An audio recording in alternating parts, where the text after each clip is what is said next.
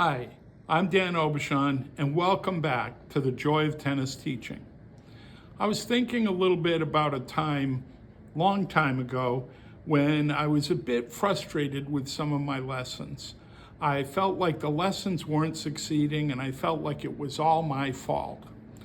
I had a discussion with Peter Burwash, and he taught me a brilliant idea that I've used, especially when working with younger players.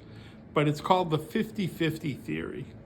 And at the camp in Maine, I would talk about this on the very first day of instruction with all of the groups.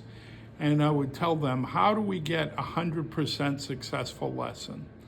And the kids didn't have any idea. And I said, well, 50% of it is going to come from the instructors.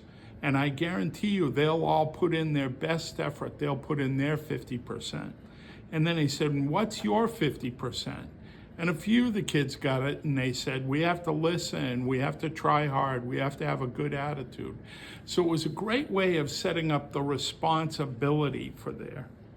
In the tennis industry, I've noticed there are two types of tennis professionals with regard to this topic as far as who's successful for the lesson. One is the very responsible person who thinks that it's all on them, that if the lesson doesn't succeed, it was their fault. They didn't do a good enough job. The second one are a little more ego types of professionals, and their idea is that if the lesson is successful, it was all about them.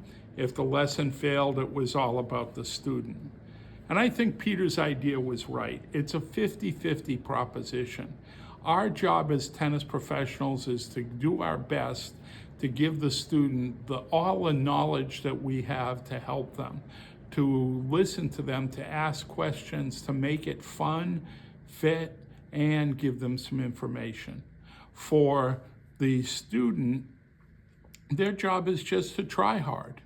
So if you're a professional out there and this is the first time you've heard this 50-50 theory, think about it. Do you blame the student or yourself too much? Or do you look at it as cooperative venture? If you do your 50% and the student does their 50%, it will be a joyful lesson.